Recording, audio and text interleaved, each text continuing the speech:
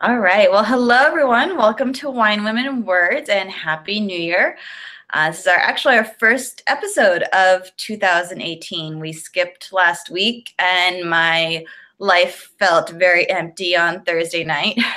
But Diana was off in Vegas, so I'll give her a pass on not returning to a hotel room at 8 o'clock to broadcast Wine, Women, and Words from Las Vegas. So we do have two special guests with us this evening. We have the authors, J.J. Gesher, Joyce and Janet. Welcome, ladies. Thank you so much for joining us. Okay. Delighted to be here. And, by the way, I'm Joyce. And I'm Janet. And we'll be discussing your debut novel, A Narrow Bridge, which I'm very excited to read. After reading some reviews and getting an idea of what it's about and about both of you. So it sounds like an amazing book. I'm really excited to read it eventually. And this will be a good primer for us because both Joyce and Janet will be back on with us in November because this will be our November book of the month.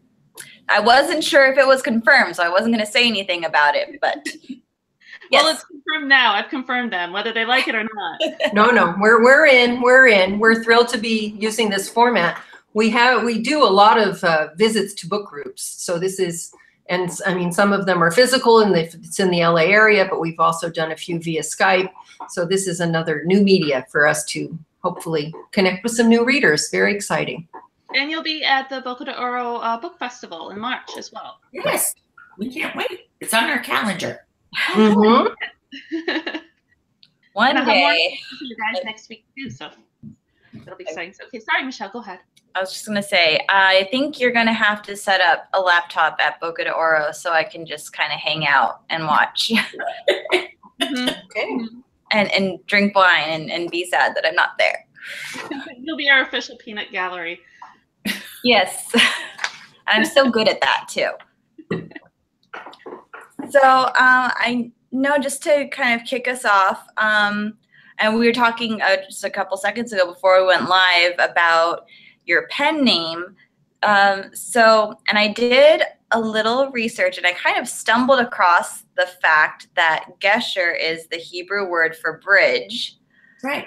And obviously the title is A Narrow Bridge, and it all kind of ties together. So can you tell us a little bit about how you decided on the pen name?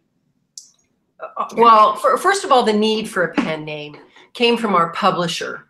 She did not want two names on the front or the spine of the novel because she felt that might turn off some readers, even though we're starting to see it more and more. But there are a lot of writing duos that do use a pen name, and that's what she encouraged. We're not hiding this as some secret. You turn over the book and on the back, our names are there. But that was the impetus for the pen name. And as far as you've already given it away. I mean, it's just a translation of one of the word bridge, but it sounds like a last name. So J for Janet, J for Joyce, Gesher. Well, it's the perfect, I mean, like you said, it sounds like a last name. And I wouldn't have even thought that there was, a hidden meaning behind it. But one of the whole thesis, or the central theme, or one of the central themes of your book is from, I was reading, it's from a teaching by a 19th century rabbi, that life is a narrow bridge, but the important thing is not to be afraid. So I feel like it all comes full circle. The name is Bridge and the title. So I think it was a really clever name to pick. You know what? The quote triggered us off in a very interesting way. I don't know about you, but I'm afraid of heights. I can't deal with heights at all. So if I imagined myself crossing a very narrow bridge across a river in a jungle, I would have to get down on my hands and knees to get across it. And I would also need somebody in front of me going, come on, you can do it. You can do it. So this is about a place in life where that bridge and crossing that bridge is really hard.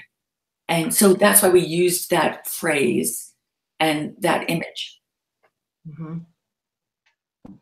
Well, I think it's a very, and like you said, I'm terrified of heights. I get scared if I have to get up on the kitchen counter to get something from the top shelf. Right. So I can, it's a very powerful imagery to use that metaphor for life. And the novel itself is really about, finding yourself and coming back after a huge life loss. Right. And so can you tell us a little bit where the idea came from for the story? Yeah, basically it came from my car and the radio. Okay, as you can see from where we're sitting, Janet and I have separate offices in separate houses. And we go back and forth so that one of us doesn't feel guilty or abused between each other's houses. And I was on the freeway one day, stuck in traffic, as you are wont to be in Los Angeles. And on the radio came Ben Harper's song, Church Steps. And the lyrics to this are, I sat down upon the church house steps, with all I have lost and all I've been blessed. I raised my hand to the sky and hung my head and wept. And I thought, what would make a man be so bereft that he would cry on the steps of a church? And I went to Janet's house and I went, is this a story? And she said, it is an amazing image. And sometimes that is the starting point for a story, is really just a picture. I kind of explain it to people like people watching at an airport, that you start with the person. We started with this character. We knew what he was doing and we had to figure out why. And it took a lot of exploration and a lot of dealing with our own fears about living in the modern world, imagining the worst thing that could possibly happen. And how do you climb out of that? So. And one of the things that I loved, I was able to meet with Joyce at a tea for the Women's National Book Association. And I loved how she talked about the research that went into this. Can you guys talk a little bit about that? Michelle, you're going to love this. It was really fascinating. You want to take that, Janet, or should I? I'll start with the Jewish research, and then you can do the. If you read the back of the book or any of the summaries, you'll know that we explore two very different worlds. One of them is the world of Orthodox Judaism, which our main character, Jacob, he comes from a very religious family in Brooklyn. Although he is religious, he is aware of what goes on in the modern world. He does not hide his head. And the research into Orthodoxy came kind of natural to both of us because, first of all, because we're both Jewish. Now we're Reform, we are secular Jews, but we are both connected to Orthodoxy either through blood or marriage. My brother became Orthodox when, I would say, in his late 20s, and he has actually moved to Israel. And he was a source for me sometimes when I had questions. And also, having been a Jewish educator, there were a couple of rabbis and people that I could call on to help us out with the Jewish side of the research. But I think what was far more interesting was the experience that we had in researching the Baptist side, the African American. And Joyce, you can take that one. Well, knowing something and knowing something are vastly different. So all of a sudden we were faced with that part of what we were writing about. We went, we don't have a clue truly what this is about. Can we write about it authentically? Are we absorbing somebody else's culture inappropriately? How do we do this? So we went to a cantor, a local cantor, and we asked him, who is the best gospel church in the area? And he told us, the Broadest Ministry in Pacoima. Okay, we called the Broadest Ministry, we called their choir director, and asked if we could come and visit. Absolutely. We walked into this church. There were few white faces in that church. We were among the few. Welcomed, completely open, completely sharing. And we sat there week after week and absorbed as much as we could of this church culture so that we could write about it authentically. That's where it came from. They were amazing to us in the way they embraced us, and also just the experience itself of being in a gospel church and watching the depth of emotion that came not only from the people on the pulpit, but from the members of the congregation. And we absorbed details like how they dressed. But I think more than anything, what she said about knowing, it was about learning the feeling and trying to capture that, because the church that we visited, even though it is a traditional gospel church, it's still in Los Angeles, so it's very urban. And our setting is you know, in the deep South in a small town. So I think what we were really looking for is the feeling, the spirituality, and the communication and the creation of community that happens in a real church setting. Oh, absolutely. And for readers like me, like I have very little working knowledge of the Jewish faith and the Baptist faith. I'm a very, very lapsed Catholic. So, after woman. After you have these two faiths that are so rich in their traditions and their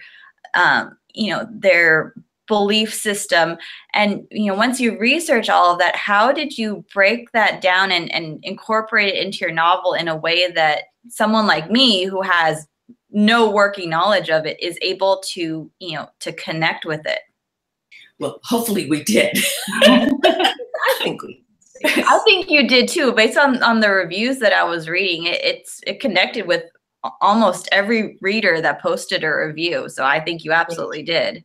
You know what? I'm going to venture something here. I'm not sure if this is right, but neither Janet nor I are particularly religious.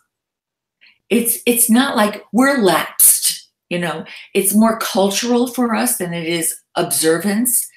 And yet, when we go home or when we went to church, what we found was there was a sense of community that pervaded all of that. It didn't matter whether you were observant or not. There was a sense of community and reaching out, because everybody is looking for an answer of some sort. Everybody, whether you find it in yoga, or whether you find it in the dojo, or whether you find it among your small group of friends, or whether you find your book club. Your book club, yeah. Wherever you find it, we're all reaching out. And that reaching out and finding that commonality, I think is what reads. And it is that commonality, like what do all human beings have in common? And one of the things is the way that we react to sadness. It's our loneliness, our human needs for connection, for feeling a part of something, especially when our faith or our character's faith is brought into question.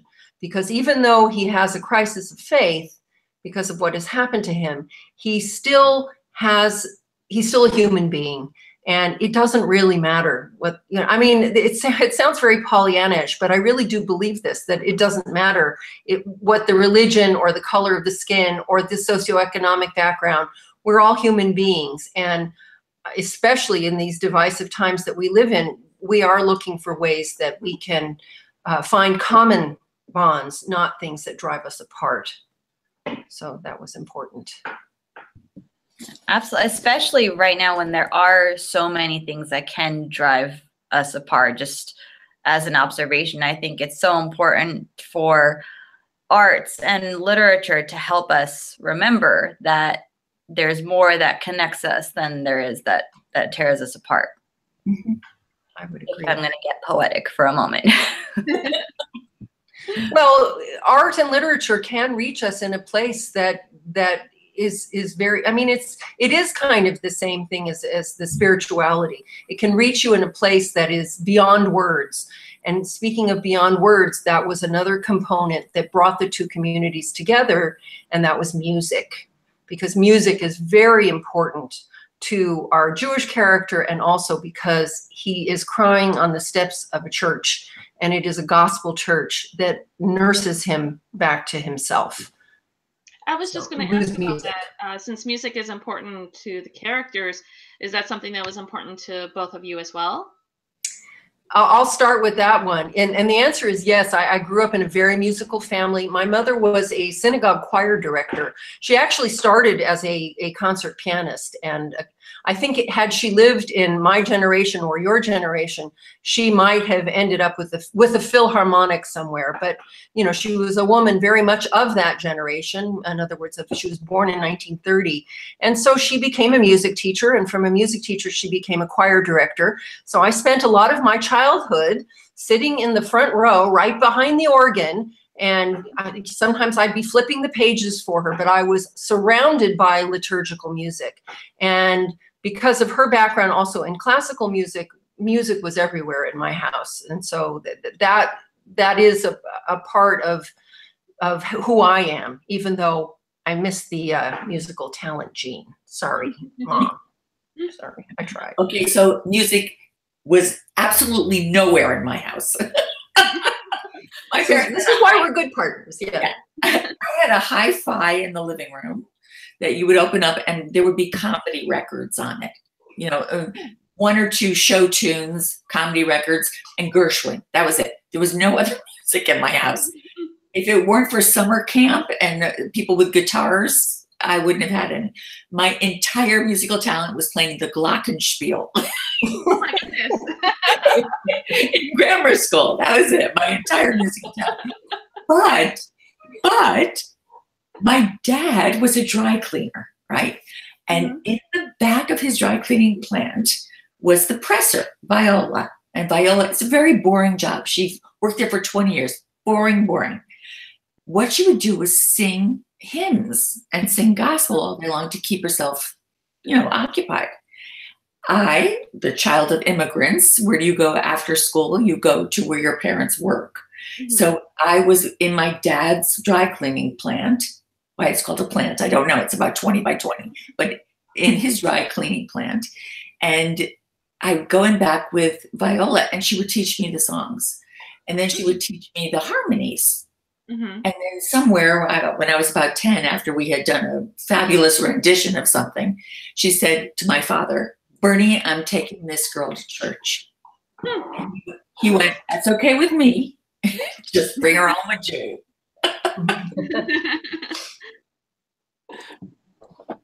Those are great stories to know where music came from in your lives. I mean, I am not musically inclined at all. But I just remember thinking my mom was the coolest mom in the world because she knew every single song on the radio whenever we would drive to school. And now I know all the songs on the radio, but I hope my daughter inherits a better singing voice than I can give her. Enthusiasm counts for a lot. Right? Yeah. Both of my parents are musicians. My mom Really? sings through her church, and I grew up with all the church singing and everything. And she was the worship leader because though Michelle, you don't know much about the Baptist religion, I am a very, well, I don't want to say lapsed Pentecostal because I kind of ran away from that as much as I could when I got to college. So she was worship leader. She was all of that. So I grew up around that, and both of them were guitar players. And that's actually because of the guitar that was why they met. That's My nice. dad started giving her guitar lessons, and one thing led to another. And See, at least you could use that. The glockenspiel doesn't go anywhere. That's a lovely story.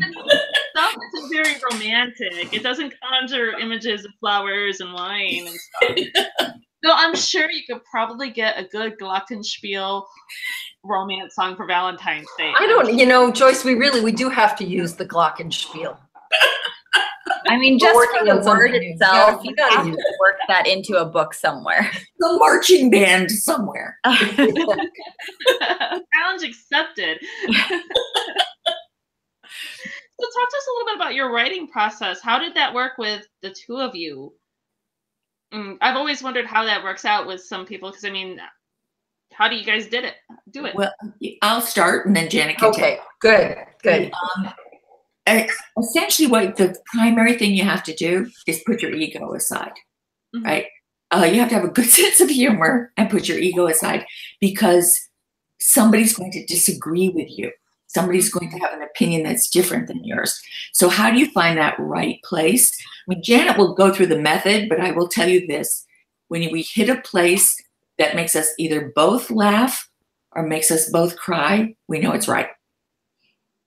And Janet, why don't you tell them the process that we're doing? The answer to the process question is that we're two women. That's where it starts. And women like to talk. And I think Joyce and I in particular like to talk. We're very open with each other. We've become such dear friends. We share everything. But at the beginning of every story is a process of talking and of just a lot of what ifs, or what do you think would happen, or kind of asking each other, or, questions that will elicit some kind of emotional response. And we see where that goes. Now, we did start out as screenwriters, and screenwriters very typically do work in tandem, so in duos, or sometimes you'll have even a room full of writers, as you know.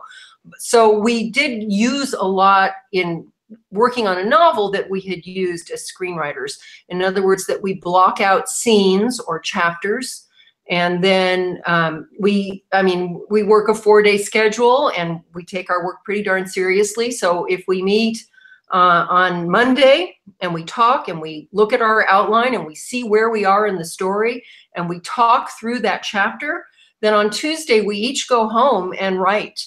We don't write the same thing. We write different things. We write different parts of the same chapter. We do try to work in a more or less linear way, at least on the first draft. And then Wednesday we come back together, and and this is scary sometimes. And this is when we share our work, and we say, sometimes you'll look at the outline, or you'll think about the ideas, and they don't work, and you go off on a tangent. And sometimes you follow them very closely. But it's the Tuesday, Thursday days, the days that we work individually, that create the draft. And I say just a draft because I think that's, you also have to let go of perfectionism when you work in tandem. You have to say, okay, we got to get the words on the page. We got to know where we're going. And then it creates a draft. And then we go back to the beginning, and we look for holes. We look for, ways to punch up the plot, or to explore aspects of character that we hadn't. And, people say how many, when somebody tells you it takes them 4 years or 10 years to write a novel, believe it, because that process of inventing, getting it down, and then going back and rewriting it, and then maybe getting some voices to read the work and decide, give us some feedback. But we act as each other's editors, so we actually produce, some good drafts. But there are many of them, ending with a final draft where we literally sit next to each other and read every word out loud. It's tedious, especially because some of the chapters we feel like we just finished. But it's amazing what you can hear when you read out loud that you don't necessarily see when you're looking at a screen or a page. So that's also a big part of our process, is that final polish. We find that we use words a little too, some word we use too often. Sometimes that we'll find repetitions. There's all kinds of things that come up in the polish as well. That it's great. We've got two pairs of eyes, working on the same material. So. That I've read that before, that you should always read your work out loud to catch any snags in the narrative that you may not catch when you're actually reading it. So I think you're the first. Well, I think it's the first time that it's ever come up, but we've never asked anyone else if they read their work out loud. But I think that's really interesting that you do that. You know what? Also, if you're reading it out loud, like if Janet's reading something, she'll insert a word that's not there. And you have to go, oh, wait, you said this. Did you mean that? And it's interesting. And I found even the opposite for myself, because even though I'm not published yet, I still do like the readings, and I'll read stuff out loud too. And you'll find yourself stopping at words before the sentence finishes. And so it's like, oh, okay, I should just delete this part. Right. Yeah. Yeah. When I taught college English, I would always tell my students, I would always tell them optimistically, finish your papers 3 days before it's due. 2 days before it's due, sit down and read it to someone. And then on the day before it's due, that's when you can hear the problems and you can submit your best work. Now, does anybody really do that? I'm no fool. I'll do it the night before at 3 o'clock in the morning, but whatever. Well, reading sometimes their inspiration counts, right? Well, I think we are at our half-hour mark. So thank you so much for joining us. I'm so excited to have you both back in November and to dive into the book and start my list of questions. Our pleasure. Our pleasure. Truly our pleasure. And also we do have a website. Oh, wait, can I show the book? Oh, yes, must you? Yes. Next to my lovely face. Yes. We have a website, and as I said, we've gone out and talked to book groups, and this is such a lovely new medium for us to explore. There are discussion questions and some extra background material. Also, in the process of getting some publicity for the book, we had a couple of different articles published, and those are on our website too. And it's a good source to stimulate thinking about the book. When we launched our book, some very good friends who are phenomenal songwriters wrote Jacob's gospel song. They had read the book and they wrote the gospel song, and it's amazing. They performed it at the launch, and it's an amazing piece. So we can send that to you too. You can look at it, listen to it. Oh, absolutely. We would love that. Yeah, we'll share it with everybody, and great. That'll be great to share too for Boca de Oro. Yeah. So. Okay. Yes, show and tell, a multimedia presentation. All right. Thank you. It was a pleasure. Thank you so much. You. Okay. Okay. Bye. All right. I am going to click off. This was fun. Okay. Good. All right. Take care. We'll talk to you soon. Yes, Good talk to you night. soon. All right. Bye-bye. So now we are on to part 2. Part 2 of the show, and they're fun, and I'm looking forward to working with them more for March and for November. Me So too. Well, I don't think I'll be able to read it before March, and you probably won't let me read it before March. No. No, I have to read it with you because this way I can't taunt you. I will know when I'm not getting any surprised text messages in November. Yeah. But I also think it's really funny that Joyce knows the author of our book of the month in January. I know. It's a small world after all. And she said Debbie Pratt. That's like when you really know someone. Yeah. She's still Deborah for us. Maybe that'll change, but after the end of the month. But Goals. Yes. So what I'm excited about is, I'm only a chapter in. I apologize to everybody, but I had 2 books to finish up and review this week. So mea culpa, mea maxima culpa. That's only Catholicism I know. But you're about 5 chapters in and you like it. I do.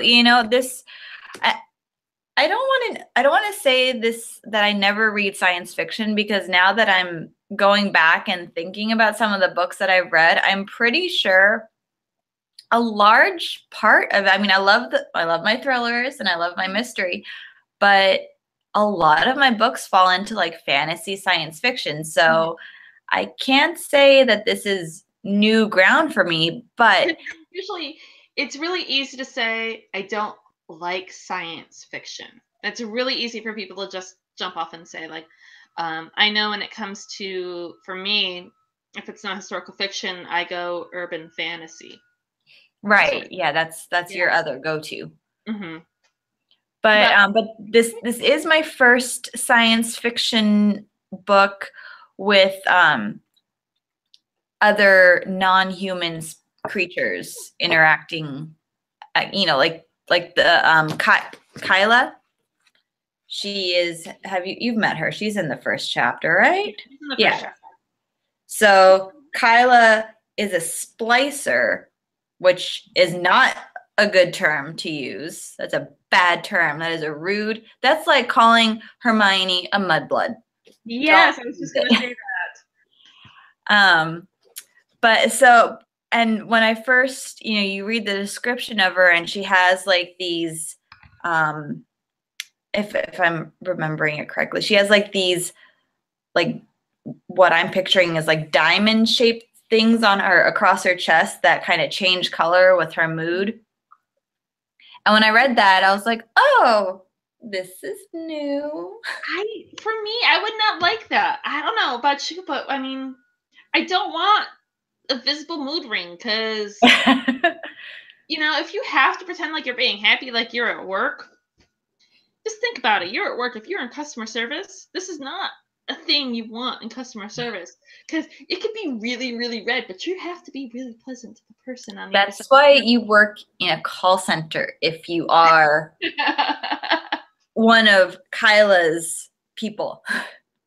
Yes, because then you can easily hide it, and if you're anything like us, you can put it on you and be like, that bitch. That's why you mute it and pray that the mute button never malfunctions.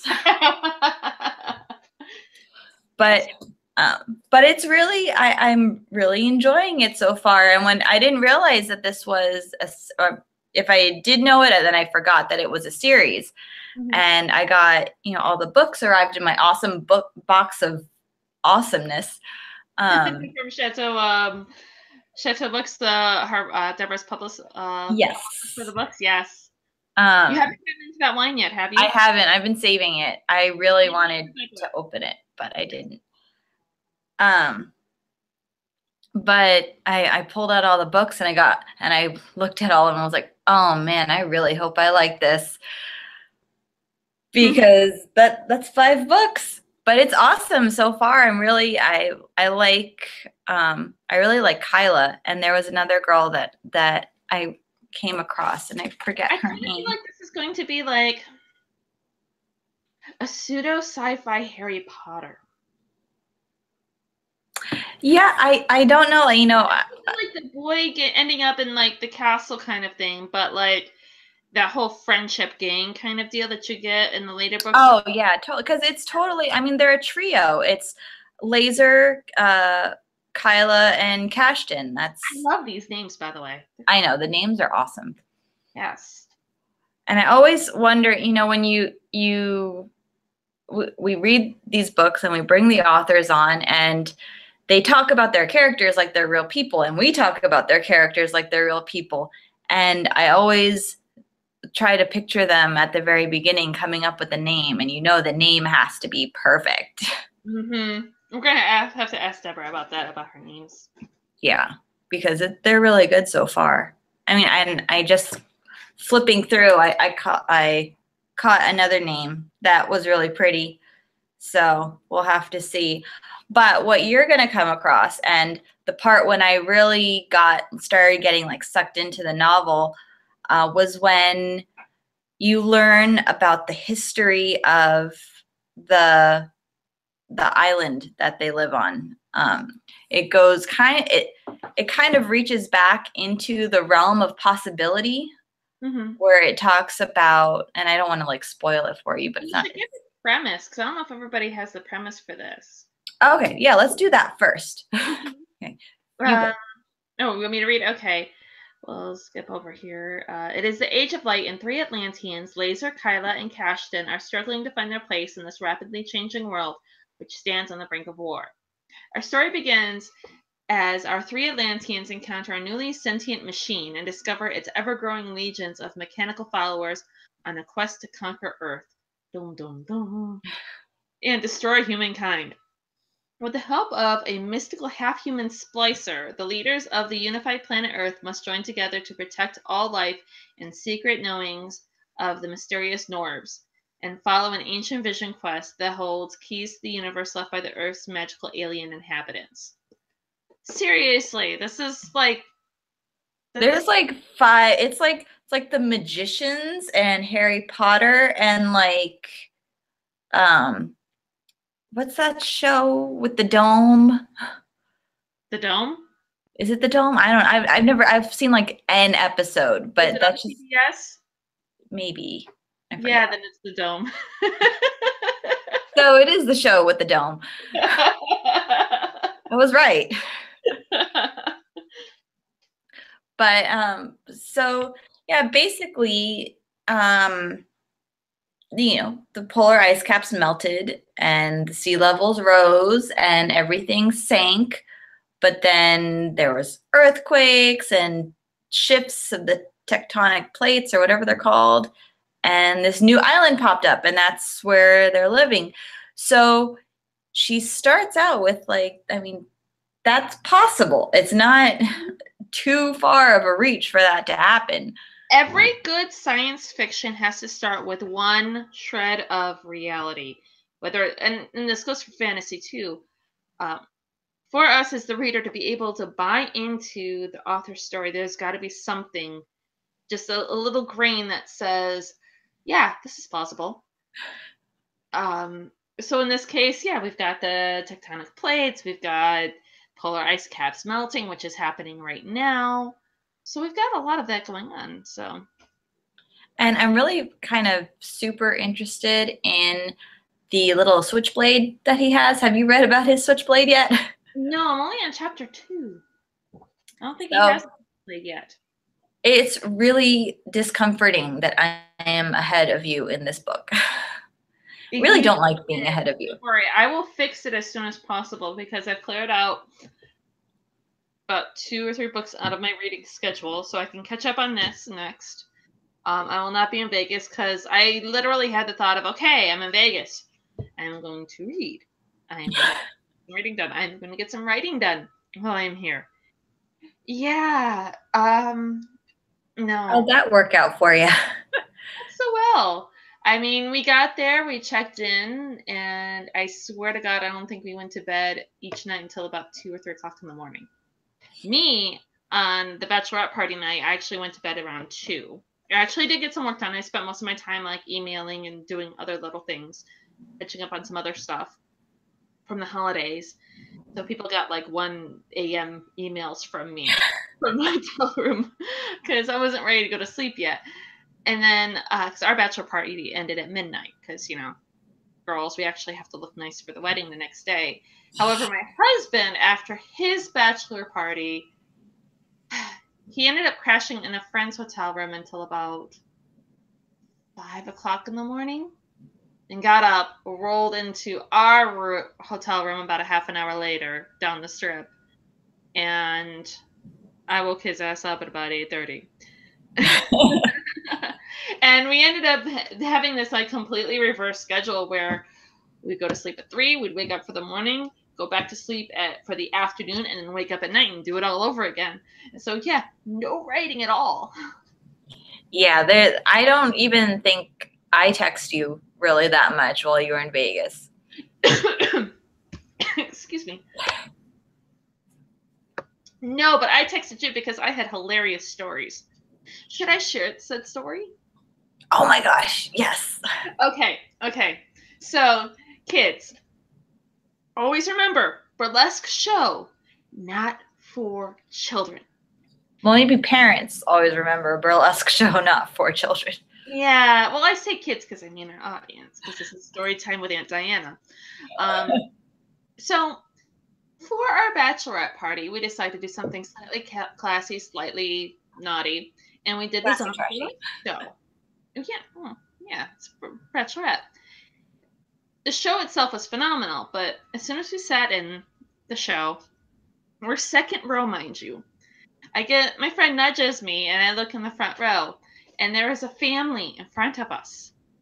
See, family, because there is a mother, a father, a grandmother, a teenage boy, and what looks to be an 8-year-old in the front row of a burlesque show. Yes, that they exposed their 8-year-old to naked women, and it was so bad that the MC had to stop the show and be like, I just want to point out to everybody else here in the audience, just because it was a decent sized audience, there's a family with an 8-year-old here. And the dad was like, oh no, he's 9. And MC's like, oh, that makes all the world of difference. Because, Well, you know, 9-year-olds. yeah. At 9, you should be smoking and drinking as opposed to 8 years old. I'm just saying. Once you pass that barrier, like 9 is a gateway age. It is. It is. At 9 years old, I expect Lily to be right here with us with her own bottle of wine. I'm very glad that I swallowed that sip before you said that. Yeah. So he made sure to point them out, and he was like, seriously, I will not be offended if you leave before the show's over. And yeah, they did just before the male zombie stripper came out, because apparently female zombie strippers, okay. Male zombie strippers, not so much. Zombie, huh? Yeah, that was zombie themed. I think, never mind. It was very Halloween-esque. Oh, okay. Yeah, it was more it was zany Halloween-esque. I have an itch on my back that is like too far down to scratch, and it's very annoying. But anyway, back to our actual discussion. So yeah, that was my crazy Las Vegas story. I remember crazy Las Vegas stories. I haven't been to Las Vegas in years. Years, like 6 years. 7 years now. We're in 2018. Yeah. Oh my God. About 3 or 4 years since the last time I was in Las Vegas. And now I probably will not go there unless I can make it to a bachelorette party in October, which don't know how likely that is. But anyway. So let's talk. I mean, since you are so far behind me in the book, I don't want to give away too much of what I've read. So, do you want, since you are handling the schedule, do you want to give us a rundown of what we have lined up this month? Oh, sure, I could do that. Not to put you on the spot or anything. Oh, no, not at all. Let me just make sure I have the... I'm going to just show the events strictly for us, theoretically, because it's all on a calendar here. So next weekend we have Azina on the show.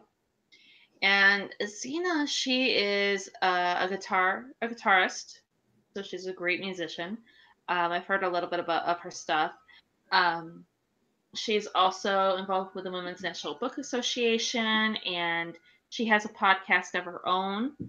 And she's got some books out about mantras, and I figured she would be good for January for getting it started off in the right direction. And give us some good mantras to help keep the year going in the right direction. And then on the 25th, already on the 25th, 2 weeks from now, we'll have Deborah on. I got some reading to do. Oh my gosh, is it really 2 weeks from now? Yes. Good thing I have read so much of the book already. I know. Also, oh, sorry, go ahead. Oh, okay. No, go ahead. I have also, I know I mentioned it in our last episode of last year. I started my classic journey of classic literature, and I decided I started reading It Can't Happen Here by Lewis Sinclair, and I decided that that was too much of a downer for the first book of the year. I needed something a little more. About that. About how much of a downer it was, and you had to set it aside and start off for the new one. It was, I mean, it's a very interesting beginning, and it's so plausible. I think I highlighted like half a dozen paragraphs as I was reading it, going, oh my God, this is actually happening, or this has happened. But I postponed It Can't Happen Here, and I chose A Wrinkle in Time. 3 things about A Wrinkle in Time that I did not know. Number 1, it is a series of 5 books. Now you must read all 5 books. Yeah. And number 2, if you go to Barnes & Noble to buy the second book in the series, it is all sold out. You could only buy the box set of all 5. Oh, that's ridiculous. Well, and number 3, well, I already knew this, but the movie comes out March 9th. Mm-hmm. So anyone who wants to pick it up and reread it or read it for the first time, like I did, do it now. Yes. Because it is also available on Audible. Sorry, my dog is scratching herself, deciding that now is a good time to get that itch in her back, just like you, and just shake the hell out of her collar. But it's available on Audible as well. I think that's going to be my Audible book of the month. It's so good. Like, it kind of blows my mind that, I mean, this book wasn't written that long ago. I think it was written in 1963 or it won 1962 or 1963, I think it was written. And there are so many different themes going on in this book. There's a very strong theological theme to it, and religion plays into it. And then it's all science, which is interesting because science and religion don't often coexist very nicely. I think A Wrinkle in Time has actually been on the banned book list. Really? I think so. We're going to have to check that. We will, because I think in September we're going to have to celebrate banned books. Yeah. Well, I mean, isn't The Wizard of Oz a banned book? Almost any book that is of any worth is banned in some library. I mean, you've got Shel Silverstein, Where the Sidewalk Ends, To Kill a Mockingbird, which I find ironic that To Kill a Mockingbird is on the banned book list because of racism, when it is about racism, but it's about overcoming racism in a racist town. So yeah, the logic of these banned books is ridiculous. Yeah, The Wizard of Oz was banned because of the fact that it had a independent female lead. Oh my God. I know. Yeah. World's going to come to an end. Well, I mean, Shel Silverstein, Where the Sidewalk Ends, there's a poem about a girl who doesn't want to do the dishes. It was banned in a library because it would encourage young girls to not want to do the dishes. I'm sorry, but I don't need a book to discourage me. Seriously. So yes, A Wrinkle in Time is one of the banned books.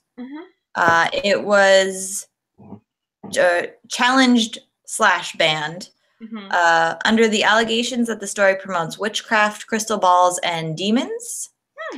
Under objection to the book's use of the name of Jesus Christ in relation to other artists, philosophers, scientists, and religious leaders. Frequently challenged for undermining religious beliefs. And it was ranked number 22 in the ALA. I don't know what the ALA is. Thank you. 100 most banned books for 1990 to 2000. I was in the 6th or 7th grade when we read it, and I think at that age it was a little bit over my head. So you have to read it again. Yeah, I want to read it again, especially because I want to go see the movie, because Oprah, Reese, and Mindy Kaling are queens in that movie. I swear to God, they look amazing. They do. And if you read the book, you'll totally nerd out over the previews, because you're like, oh my God, I read that. That happened. I can't wait to listen to that. One of the things that I'm doing, I was talking to you about possibly incorporating into your thing. Escape. Is sorry, Santa brought her squeaky balls, and now it's like all about the squeaky ball. But the Pulitzer Prize list. Reading. Yes, I think that might be my next challenge. Well, and you're also having to read the classics, and the number of classics are in that. And I mean, I am just like a reading machine right now. I read A Wrinkle in Time in like 3 days. I'm reading this. I'm like 5 chapters in, when normally by this point in the month, I've read the title page, and I'm freaking out that I haven't. You're like switching places right now. It's very strange. And I'm reading a new thriller that I picked up called A Twist of Faith, which is really good. I saw it on Prose and Palettes Instagram page, and I had to buy it. I love her Instagram page. I know, I do too. It's always so pretty. It is. Once my book gets published, she's going to be like one of the first people I send my book to. And it's going to be Excuse nice me. hardback so that she can make pretty pictures with it. I will make pretty pictures with it. I get the first book. You're going to get a book too. I'm not, yeah. You're one of the ones up there, but she's up there too.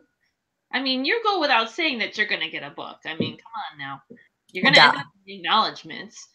At least let her have a hard copy of the book for her Instagram page. Fine. I might cry. Of excitement, not because she got a hardcover book. Oh, maybe both. Different reasons to cry.